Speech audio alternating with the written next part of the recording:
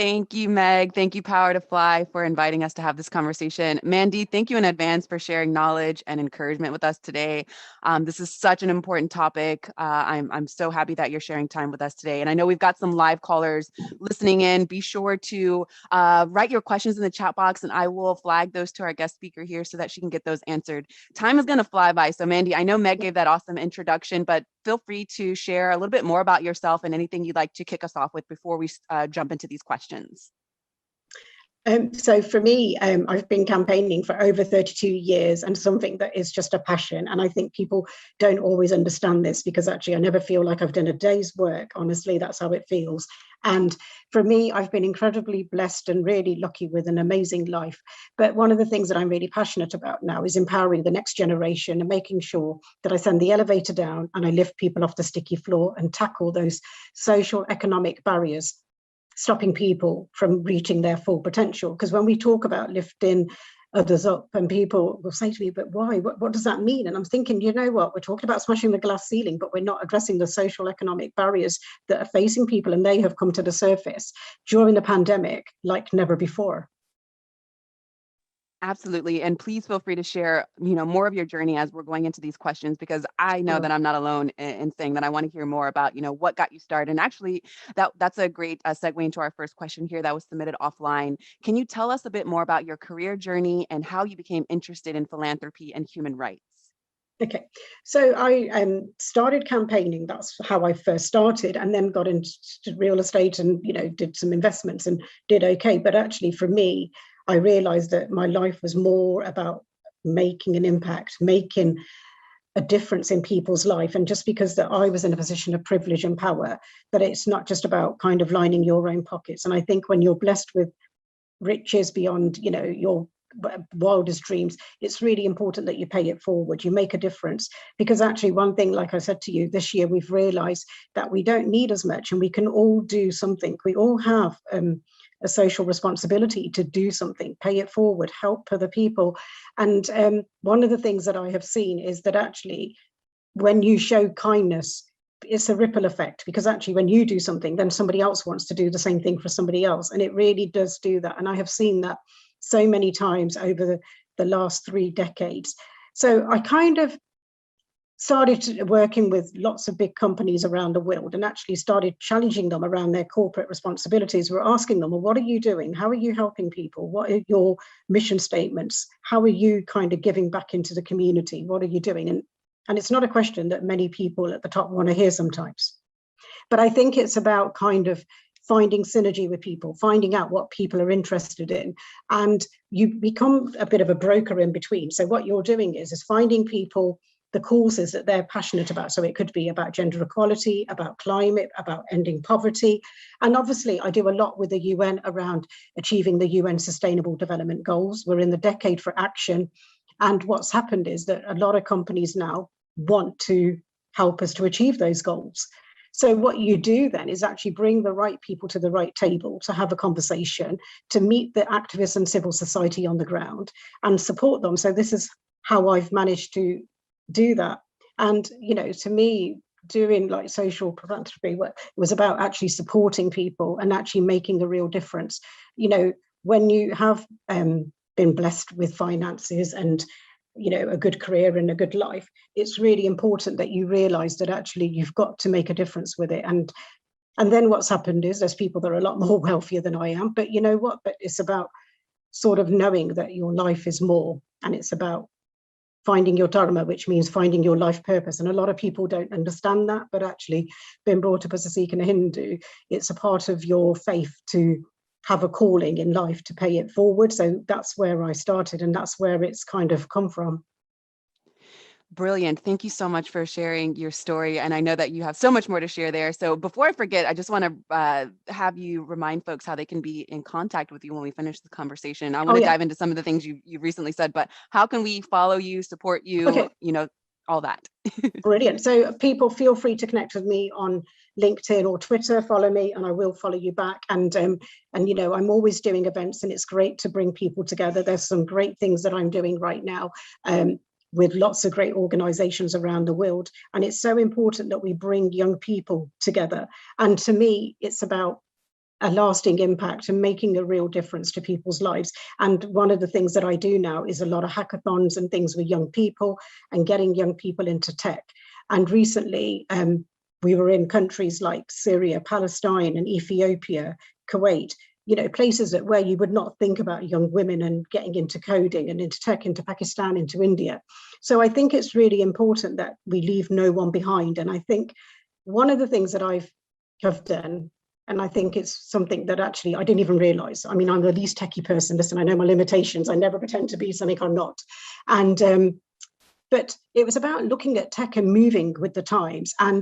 And then I had to work with the right organization. So like there's organizations like Esteem, Teams in AI, and there's NASA does the SpaceX and hackathons and things like that.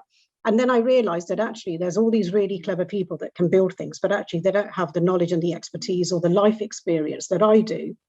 And then you kind of come together and you want things to, you want to make a difference. You want to change things for the better.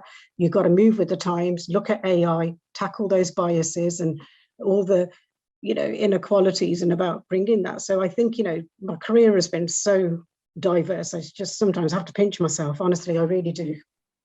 Well, I love that you're being so transparent with speaking about your privilege and also being practicing emotional intelligence. So the part about self-awareness and empathy and the social responsibility, that part that is key to a part of philanthropy. I find that even though I feel like the world is on fire and everything is topsy-turvy, especially these days, and we're focusing on this particular pandemic, because I'm sure you can agree that there are so many pandemics that have been, percolating under the surface, and this one has called everyone's attention. But we talk about food poverty, all of the things that are happening in the world, before the COVID virus caught our attention, and really finding out how to be socially responsible with these endeavors. So I really appreciate your transparency. I find that it is a great time to be alive, although it seems like the world's on fire.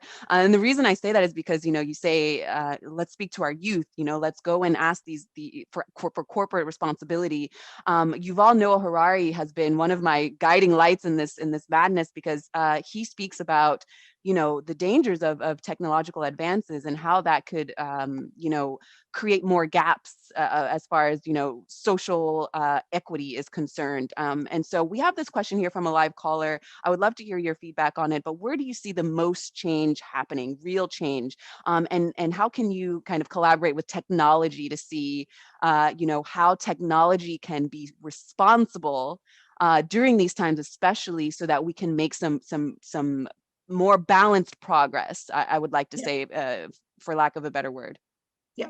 So one of the things that I have seen is actually through the pandemic, there has been some real opportunities, which I have seen firsthand, not just in the UK or in the United States, but actually even countries like Africa, the global South. And actually the pandemic has been sort of, people keep saying, oh yeah, it's been leveling the playing field. It hasn't. What it's done, it's actually brought inequalities to the surface like never before. The only thing is we're all in the same storm, but we're certainly in different boats. And so one of the things that I have realized is that actually there are people who were in Africa who were dependent on aid from other countries, say like the UK and the US and other countries. But what happened was when the pandemic hit, it came back to closing your own ranks of your own country, trying to protect your own citizens. And we didn't care about other people in other countries. And what happened was, though, people became quite resilient. And then it was about sort of showing them about the power of networking, working in collaboration, working in partnership. So whereas once upon a time, you may be fighting against each other for that same bit of funding, that funding isn't going to come now. How can we pool resources? So if somebody had an office, but somebody had other skills, share. If we did that, and we saw that happening. And then in the UK, what I also saw was a lot of companies were getting their staff to work from home and they had more time. They weren't traveling and sort of trying to get them to work and become volunteers. So they worked in the National Health Service, or they were looking after neighbours. They were doing driving, volunteering. People, I think the pandemic has brought the best out of people as well. And I think it's shown people, because I think we all have a moral responsibility, but some of us sleepwalk through life and not see that we have a bigger purpose, that actually life is not just about me. It's about actually giving back, supporting other people. And companies have then realized, actually, do you know what? we don't have to give as much money, but actually by giving our time away, giving our staff the time to go and do this, we're still kind of fulfilling our corporate responsibility. We're giving back the social return on investment. And what that is, it's about every pound or dollar that you're putting into an organization where they get volunteers or they are used in other spaces and using in kind and matching the cost, you're getting like $3-4 back for the dollar that you've put in. So it's about educating companies and individuals. And I think it's about bringing people together. And it's also trying to show people, you know, the pandemic, when you're coming in and just sort of asking with a begging bowl, companies are not going to give you that. They need a clear vision. So what I was also doing this year and last year was helping people to draw a very clear logic model with what their aims, their objectives were, what they wanted to do, and then sort of help them to do some mapping about who might be the best funders to help them, who might help them to come through this storm. And one of the things that I saw was the government was quite good in the UK compared to some countries because they paid and they furloughed people in their companies. But social enterprises and things didn't get so much protection. And some of those little good think tanks and good organizations have gone to the wall. And I think, and it's women who have been affected because all the small businesses, the beauty businesses, the catering and all the other sort of things that women had, you know, those women now have sort of lost their savings. They've not been able to come back. And I think we have a responsibility to now re-empower, to invest and educate and upskill women to move up. Yes, you're dropping so much knowledge right now. I love the collaborative piece that is shining through, you know, during the storm. And I hope that, you know, more of us can find ways to collaborate so that we can work together and just remind each other that we do have a responsibility to help each other out. So let's move on to this next question here. How have you seen the pandemic affect philanthropy and the cultural abuse that you fight against? So I've always had a challenge because I have to tell different addresses to where I live and all sorts of different things, sadly, because that's the nature of the work. Because actually, I'm addressing issues that people don't want to talk about. I'm talking about early child forced marriage. I'm talking about breast ironing, FGM, cultural abuses, witchcraft and juju, and other things like that. So in the past, you know, I've had people being very passionate about wanting to support child abuse and child marriage and other issues. And these things, people have sort of now said, well, it's not my issue anymore. You know, I need to be looking at supporting my local community. And it's about trying to re-educate communities to say, well, okay, look, what else can you do? What else resources have you got? So sometimes what I've realized is it's sort of like saying to people, okay, what do you really need right now, apart from just finances? What else, what resources do you need?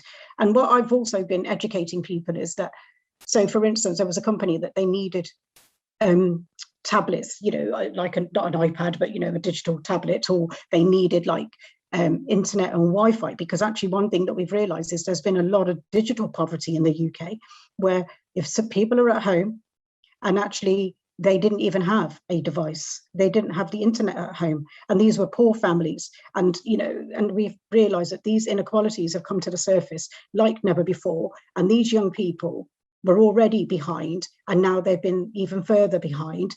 So it was about then going to the tech companies to say, look, actually, you have this. Why can you not look at supporting us to give free data, give us, you know, old upskilled laptops and things like that? So it was those sort of things that we were also able to do with companies, and companies were willing to do that because they had to replace a lot of equipment because their staff were working from home and some of the technology was not kind of compatible. So again, but instead of throwing out the old computer, let's rebuild it or do something at a lot less cost, and let's try and give it to somebody that really needs it in the community. So it was those sort of things that actually made people think outside of the box. So we also realized, like, you know, sanitary women products and stuff like that, like people, and we were saying, look, you know, there are people that you take these things for granted.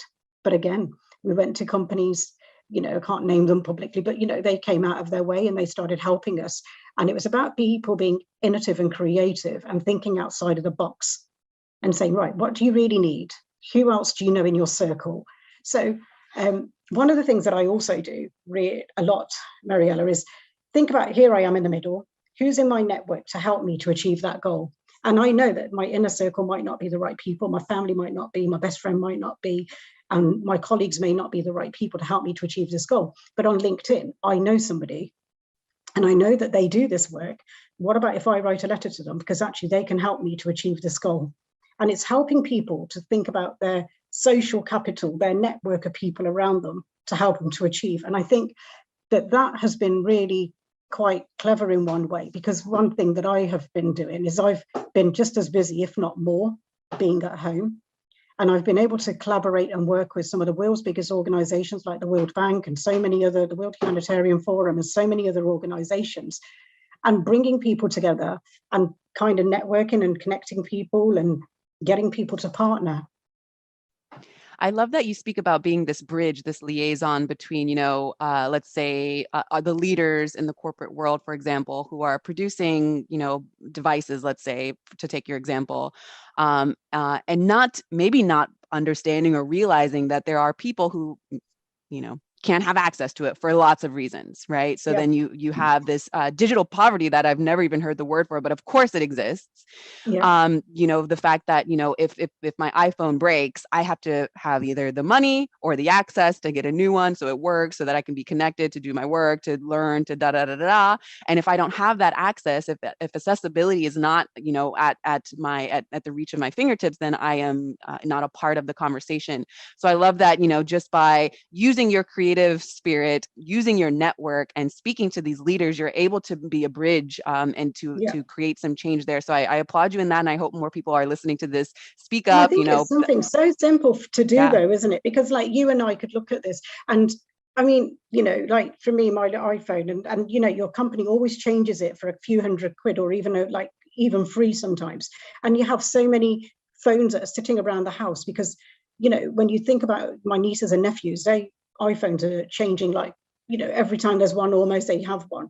But I've made them realize, no, hang on, you need to be sharing that or give that to somebody else. Or we look at doing that, because actually give it to somebody that would need it, because actually I've got an old Samsung tablet thing that I didn't even realize I had for years. And then because you've got the iPhone, you've got an iTablet and stuff, and you're thinking, what am I doing? So somebody needed it. And I thought, no, let's clean off the thing and just give it to them. And they were just been so grateful for that. So what I'm saying is that we all have things at home that we don't need. And actually, if we paid it forward and give it to somebody that really needs it, it just means a real lot to somebody, doesn't it? Yes, absolutely. I love this idea. I mean, I speak often about emotional intelligence. And when you speak about emotional intelligence, you have to consider conscious production and conscious consumption. So these questions come up. Okay, I have all of this. What do I do with it so I don't just throw it out or just, become unaware of what I can do with my access, with my privilege. So we have a question here, actually, a live question that I would love to hear you speak to. How do you not burn out seeing so much pain and cruelty when doing volunteering or charity works? So, I mean, like I said, I've been doing this for 32 years and I meditate a lot and, I have to realize that I have to unpack things.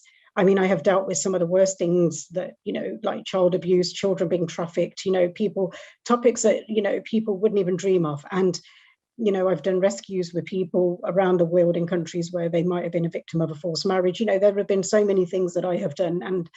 And again, for me, like I said earlier, it's a calling. And I think it's that God uses me to do his work. And it's something that kind of just drives me to do this.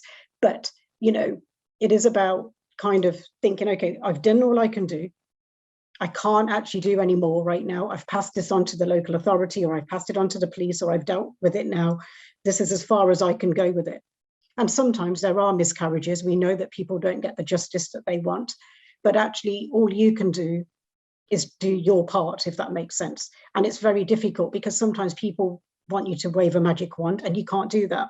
And it's really important that you live your authentic self and tell people the truth that I can do this, but I can't do this. And I think people know me that actually what you see is what you get. And I don't pretend to be something I'm not, I'm afraid. But you know what, that's me. And I'm not going to change who I am. And people respect that. And I also say to people, look, I want to help survivors to thrive and live a life of purpose, and they find their kind of why in life. And to me, it's not about survivors just surviving day to day. So if people need therapy, you know, I have friends who are therapists who will come up and support people, give that time up for free. And like you talked about emotional intelligence, I have friends that run workshops, will do things for free for me and help people. You know, I will give people life skills myself to help them to come in and try and rebuild their life. And it takes years, not days, not weeks or months. It takes years to rebuild your life. You know, and I don't take things for granted. I've gone through things, and I always say to people, you know what, I've had poor health. You know, at 21, I had cancer, lost an ovary. In my early 36, I ended up with a hysterectomy, wasn't able to have children. But I don't sit and cry about those things. And, you know, even though I've been on my knees, I've used that time to pray and look forward and think, okay, that happened to me. I can't do anything about it. And my life has a bigger purpose, it has a bigger meaning. And sometimes, you know, things will happen in your life that seem so unfair, but you have to take the good and the bad together, because otherwise you wouldn't know the difference. And I think when you're talking about things, people see success by just finances, but it's not. It's about giving back. And I always say to people, if you was lying on your deathbed tomorrow and you had to look back at your life, would you have any regrets? And I always look at my life and I think, God, I've been there a few times. And I think, no, I've have a life of purpose. I've touched people's lives. I've been able to save people's lives. I've been able to make a difference. So, you know what, my life has mattered. And, you know, and I've been incredibly blessed, and I've used my life to follow my dharma, which is life purpose, and make a difference to others. And, you know, and I just feel so blessed. And I always say to everyone, I'm too blessed to be stressed, really. And I try not to let things bother me. I love that. Too blessed to be stressed. So for folks who are interested in getting into the world of philanthropy, this question kind of rings to that. What suggestions do you have for people who are interested in getting into the world of philanthropy? And if you have finite resources, how do you choose which causes to support? Right. So do you know what? It's about finding what makes you tick. And I'm going to be very honest with you. So to me, I originally started off with doing domestic violence. I had a friend with a disability who was a victim of a marriage, which was an immigration scam, but, you know, she suffered horrific abuse. And that was something that I was really passionate about, and I'm still passionate about today. But what happened was then I started to work on helping people to develop skills. Because actually, one thing you can't do, charity is not about just holding people's hands. You hold their hands through that crisis, but you pull them through. And one thing that I always do is never look down at somebody unless I'm pulling them up. And what I would say to you, look at the cause that you're passionate about. Look at all the charities and other organizations out there. Sometimes it starts with volunteering your time. That's how I got into this. And then, you know, you've gone in and you've brought real estate, and it gives you an income, and then you can use that money to do the work that you want to do and live the life of purpose that you want to. And I know that not everyone's going to be in that position, but what I will say to you, it's also about rolling up your sleeves and getting your hands dirty. Don't just write a check, because actually go out there and actually do the work. Go out and meet the victims and the survivors. Or if you're doing something around climate, because, you know, or around poverty, give up to your local food bank. Go out and serve the needy. Do something that actually fulfills you, because actually it's very easy to just write a check or do something, but actually it's not about that. It's about actually making a real difference, making a real impact, and supporting people and making a real difference. I mean, that would what I would say. Follow your passion for what you're passionate about. Look around what else is around. And, you know, people always jump through the big names, don't they? They want to be linked to the UN, or they want to be linked to Oxfam or the Red Cross and things like that. And they have a lot of volunteers, and they offer great schemes, and they offer great internships. But also sometimes think globally, but act locally, because there might be real local organizations really struggling to survive right now. And you going around and supporting makes all the difference. Wonderful advice. So we've got about 5 minutes left. I have time for maybe one or two more questions. So you spoke earlier about corporate responsibility. I want you to, you know, take some more time if you can to speak to that, but specifically for individual contributors who are cautious about how to create change from the bottom up. Do you have any words of advice for them, any food for thought for them to consider as they try to create change from the bottom up? Yeah, I think, you know what, we have to be the change that we want to see. And it's really important that we use the opportunities that we have. So like a team meeting, or you have like meetings on Zoom and things like that, and sort of look at your organization and saying, well, actually, do you know what? There's a local hospice right now. They're really struggling. They're looking for resources. Could we look at doing a fundraiser? Because actually, or could we look at doing something? And then it's about looking locally to see what else is needed. So like in the UK, I mean, like anywhere in the world, I think our frontline staff around in the hospitals, our ambulance services, our nurses and doctors, and it was about looking at supporting them, supporting the front line. And I think it's about finding what you're really passionate about and actually what can you really do? And you've got to be very realistic, because some people will go to their boss and think, oh, could we just write a check for £1 million? They're not going to do that for you. So you have to be really realistic and have a bit of a plan and think, okay, you know what, we can do this. This is where we've got a bit of funding. This is what we want to do. Can we give back to local? And one thing I would love to say just before I end, I know we've got 3 minutes, is the class of 2020 and 21 have been affected like never before. I'm so passionate about empowering the next generation. There are so many people here in this amazing event for the last few days and still will be for tomorrow. If you can mentor or you can support a young person, give them some work experience, give them some opportunities to shadow you, or give them some work experience or whatever it is, honestly, it will make a difference, because actually you're going to teach them some skills in the real workplace. And that doesn't cost you a lot. And you know what? Pick up their tube ticket or their tram ticket or whatever it may be and pay for a bit of lunch. You know what? You can start so small and make a real difference. And you know what? It will make a difference to that young person's life. They can add those things onto their CV and their resume. We're helping young people. And this is something that I would really love people to do. If you could do, please look at the skills that you have and all the opportunities that you've had, pay it forward and help somebody. Yes, I love that you speak about paying it forward and about volunteering and mentorship, as being portals into really getting into this good work that we all have the opportunity to do. I mean, we're in front of our screens a lot of times these days. So how can we use our social capital? How can we use our network to build bridges instead of build walls?